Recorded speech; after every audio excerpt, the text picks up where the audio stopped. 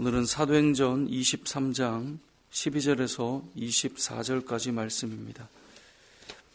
우리가 흔히 영적 전쟁이라는 표현을 쓸 때는 크게 두 가지 싸움을 의미합니다. 하나는 믿음의 사람들이 믿음을 잃어버리고 거룩한 삶을 잃어버리고 세상을 좋아하며 세상으로 나아가게 되는 것. 다시 말해 믿음을 잃고 다시 세속 세상으로 나아가 세상의 즐거움을 향해 빠져나가게 되는 것.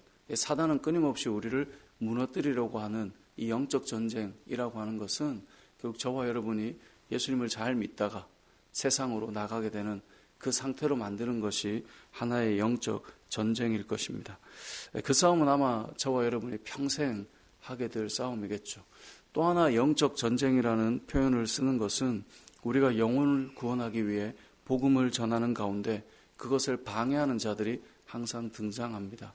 복음 전하고 한 영혼을 살리는 것이 악한 일이 아니고 그 영혼을 위한 일임에도 불구하고 그 자체를 듣기 싫어하고 거부하는 일들이 일어나고 그것을 넘어서 아주 과도하게 부딪히는 사람들도 있습니다. 그냥 그런 말을 전하는 것 자체를 극도로 싫어하여서 복음이나 기독교나 생명에 대한 이야기를 꺼내는 순간부터 상당히 감정적으로 변하는 사람들을 만날 때도 있죠. 그것이 또 하나의 영적 전쟁입니다. 이 그리스도인들은 이 큰 두 가지 영적 전쟁을 평생 하게 됩니다. 그래서 사도 바울도 성령의 소욕과 육체의 소욕이 싸우고 있다라고 하는 표현을 쓰고 있죠. 아마 여러분들도 예수님을 믿지만 사단은 끊임없이 여러분을 흔들 거예요.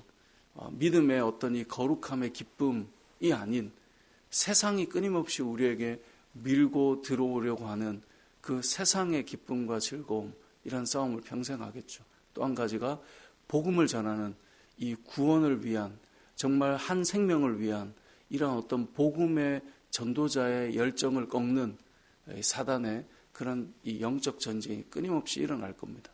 여러분들이 이 땅을 살면서 얼마나 복음을 전하고 영혼을 위해서 한 영혼을 살리기 위해 애를 쓰십니까?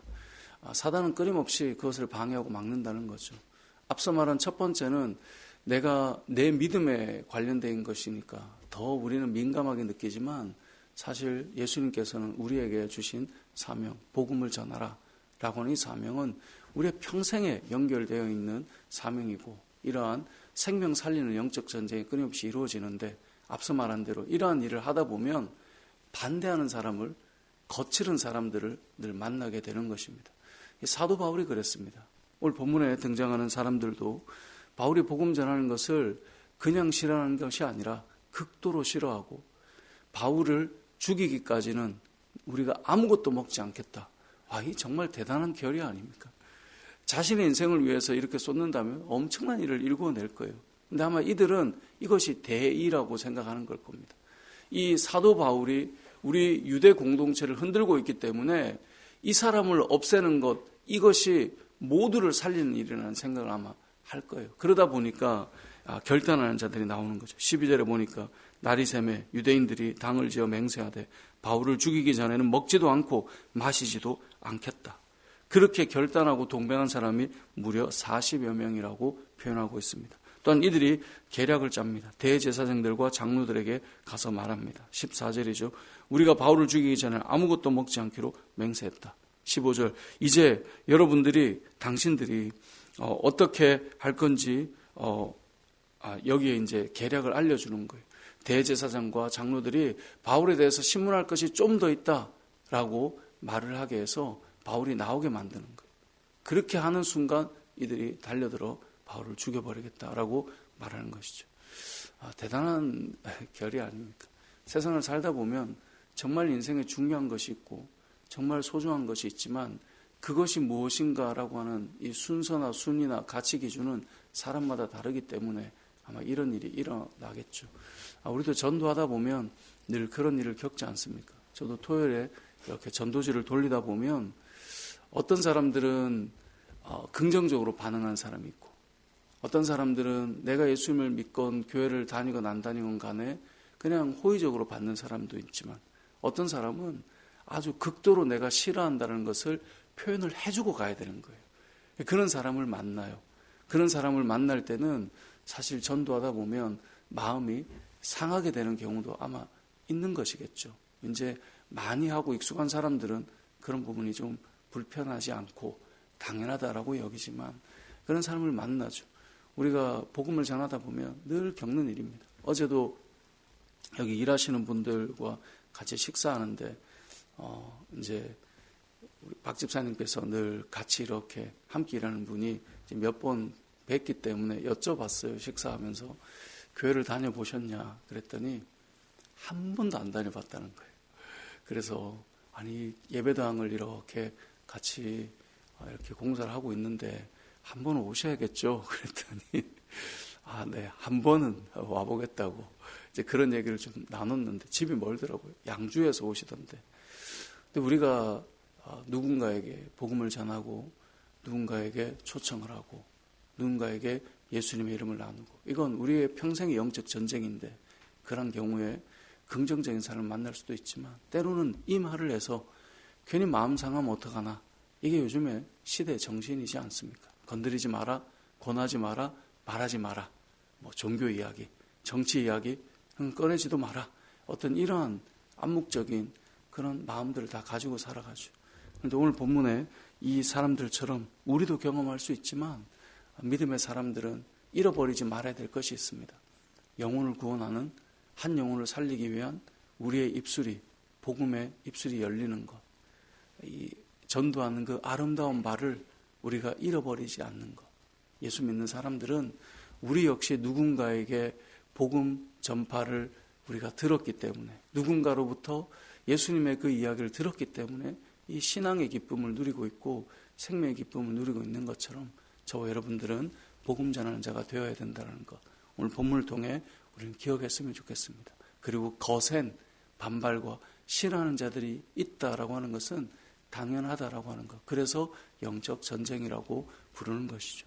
두 번째로는 이러한 일이 이루어질 때 우리는 마음이 꺾이거나 힘들 수 있지만 하나님은 항상 돕는 자들을 붙여놓는다라는 것입니다.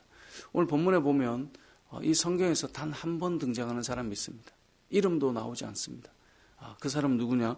바울의 조카입니다. 16절에 보면 바울의 생질이 그들이 매복하여 있다함을 듣고 와서 영내에 들어가 바울에게 알린지라. 이 바울의 조카에 대한 이야기는 이전에도 이후에도 등장하지 않지만 이 위기 속에 바울의 생질이 등장하는 것입니다. 이가 등장해서 무슨 일을 합니까? 지금 위기에 닥친 바울은 몰라요. 하지만 위기라는 사실을 바울에게 알려주죠. 그래서 바울이 천부장에게 백부장을 통하여서 천부장에게 이 청년을 보내서 지금 상황이 어떻게 돌아가는지를 알리도록 하는 것입니다. 그렇게 알렸기 때문에 이 천부장이 바울을 완전히 경계해서 그렇게 바울을 빼내게 됩니다. 23절에 보니까 백부장들을 불러 이르되 밤 제3시에 가이사랴까지 갈 보병 200명, 기병 70명, 창병 200명을 준비하라. 이거 죄수 한 명을 위해서 이렇게 어마어마하게 준비한다? 이것은 앞에 나왔던 로마 시민권자라고 하는 것 때문에 이렇게 호의를 하는 것이었을 텐데요. 왜냐하면 문제가 생기면 아니 어떻게 로마 시민을 보호하지 못했냐? 이런 문제가 생길 수 있으니까 철저하게 보호하고 또 바울이 그냥 가지 않고 타고 갈 짐승을 준비하는 거예요. 그게 24절에 나오거든요. 이렇게 철저하게 준비하고 그를 보호하여서 데려가게 되는 이유가 뭔가? 바로 한 번 등장하는 바울의 생질 때문입니다. 우리의 인생도 마찬가지입니다. 우리가 주의 일을 하고요. 하나님 나라의 일을 감당하며 나아갈 때는 하나님께서 우리가 어제 보았던 로마로 가기까지 내가 너를 거기 인도해야 할 때까지 너를 이끌어 갈 거다. 두려워하지 마라. 담대해라라고 말씀하셨잖아요. 위기가 왔지만 하나님께서 로마로 인도해 가실 거예요. 그렇기 때문에 전혀 등장하지 않았던 바울의 생질이 등장하는 겁니다.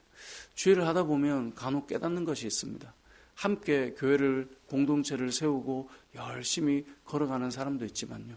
어떤 순간에 단 한 번 등장하여서 그때 그 시기에 정말 우리에게 필요한 도움을 주는 사람들을 만날 때가 있습니다. 아마 여러분의 신앙의 여정도 마찬가지일 겁니다. 여러분의 신앙의 여정을 60년, 70년, 80년 쭉 펼쳐놓으면 내 인생에 함께 이렇게 걸어가는 사람도 있지만 어떤 시기에 어떤 때에 믿음의 싸움을 함께하며 내가 무너지지 않도록 돕는 누군가가 늘 있어 왔다라는 거예요. 그렇기 때문에 우리가 이렇게 믿음 안에 서 있게 되는 것이죠. 그때 그 사람을 하나님께서 보내신 것이죠. 그 한 번에 그렇게 만나게 해서 그렇게 흔들리지 않도록 도와주는 사람이 있다. 얼마나 큰 은혜겠어요. 그 사람에게도 감사한 일이고 하나님께도 감사한 일이고, 하나님께서 우리의 영적 전쟁 가운데 무너지고 쓰러지지 않도록 하기 위해서는 우리가 생각하지 못했던 등장하는 그런 인물들이 늘 있다는 것도 우리는 기억할 필요가 있습니다. 그래서 하나님께서 우리의 싸움을 이끌어 가시는 것이고 철저하게 둘러 보호하시는 것이죠. 저와 여러분은 이 세상을 살아갈 때 눈에 보이는 것만을 가지고 세상은 이야기하지만 보이지 않는 그 놀라운 세계 가운데 우리가 싸우는 영적 전쟁들이 있습니다. 앞서 말한 첫 번째로 여러분의 믿음을 잘 지키도록 하는, 사단이 끊임없이 유혹하고 흔드는 가운데 믿음의 자리를 잘 지키는 그 영적 전쟁을 잘 감당하시고, 두 번째로 오늘 본문의 내용처럼 바울처럼 복음 전하고 한 영혼을 살리기 위해서 우리가 받은 이 은혜가 얼마나 큽니까? 우리가 예수님을 만나지 못했다면 정말 얼마나 이 가치와 영광스러움들을 모른 채 세상 가운데 살아갔겠습니까? 이 은혜를, 이 복음을, 이 생명 살리는 이 십자가를 나누고 전할 때는 반드시 영적 전쟁이 있다는 것을 기억하시고, 그 가운데서 저와 여러분을 늘 돕는 손과 하나님께서 보내시는 사람과 또 그 영적 전쟁 가운데 우리가 그 일을 더 많이 감당할 수 있도록 이끌어 가실 때 하나님의 보호하시는 손길이 있다는 것을 기억하시고 믿음의 여정을 잘 감당하며 주의 길을 걷고 또 영적 전쟁 가운데 승리하는 저와 여러분의 삶이 되시길 주님의 이름으로 축복합니다. 아멘.